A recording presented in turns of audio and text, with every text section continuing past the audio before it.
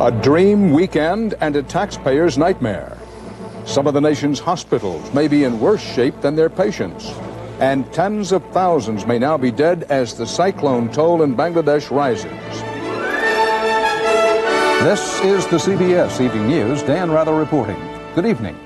The revelations about John Sununu's use of Air Force planes for private trips at taxpayer expense apparently are not keeping other top U.S. officials from doing the same. A CBS News investigation has found other examples involving Vice President Quayle and Transportation Secretary Skinner. Eric Ingberg has details in this exclusive report. Last Friday, the White House was groping for answers on why John Sununu needs an Air Force plane to go skiing. We're taking a good hard look at the whole travel policy. That was at 9 o'clock in the morning. 2 hours later, Vice President Dan Quayle and Transportation Secretary Sam Skinner boarded an Air Force plane and headed to Georgia on an unpublicized trip that included 2 rounds of golf and no government business whatever. The excursion raises again the question of whether in the midst of a recession and budgetary hard times, administration officials are using taxpayers' money as a personal kitty. Quayle's passion for golf is well known. This trip to the links, totally covered by the taxpayers, took him and his friend Skinner to the famous Augusta National Golf Course, home of the Masters tournament. It was a golfer's dream. 18 holes on Friday, 18 more on Saturday, and a plane waiting to take them home in time for dinner. Golfer's dream and nightmare for taxpayers. Here's a rough unofficial tally of costs for this one trip. 3 hours flying time on an executive jet, $12,000. Travel expenses for the full complement of Secret Service agents and military aides, $10,000. Daily expenses and lodging for agents and 5-man Air Force crew, $5,000. Total, $27,000, and government sources say that's probably conservative. Under the law, none of the expenses for this round of golf on the government needs to be reimbursed. While the Vice President routinely rates an Air Force plane for security reasons, this golf outing was kept so hush-hush there was no press coverage, no pictures. It appeared on no government schedule. There was no arrival ceremony.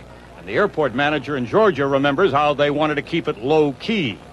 The 12-passenger Air Force plane they took was a Gulfstream like this, with one exception. The plane that carried the golfing officials to Augusta was one of the few in the Air Force executive fleet that won't attract much attention since it isn't marked United States of America. Quayle had been invited to Augusta by broadcasting executive Ron Townsend, who last year became the first black to join the exclusive country club. Completing the foursome, Skinner and Arkansas financier Jackson Stevens, a frequent contributor to political campaigns. Quayle's spokesman says the Augusta trip is the same as Bush going fishing or Reagan going to Santa Barbara, and no different from what every vice president does. Skinner's spokesman did not return our calls.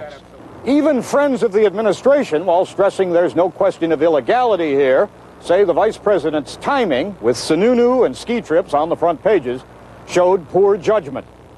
Eric Engberg, CBS News, Washington.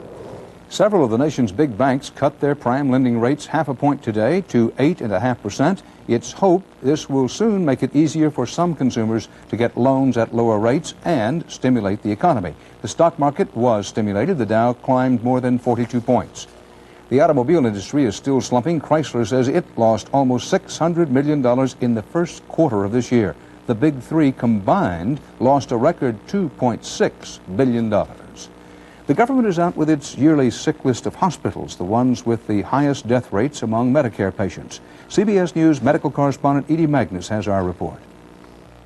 The government today singled out 15 hospitals where Medicare patients have died in what it claims are significantly higher than expected numbers in each of the 4 years it's been keeping score. While stressing that patients should not use mortality rates as the only yardstick when choosing a hospital, the report said those hospitals are more likely to have quality problems. Among them, Harlem Hospital in New York. We're treating the sickest people in America. And when you do that, you can't expect that they will do very well. Of the other hospitals, 2 were from California, 1 each from Arizona, Arkansas, Georgia, Louisiana, Pennsylvania, and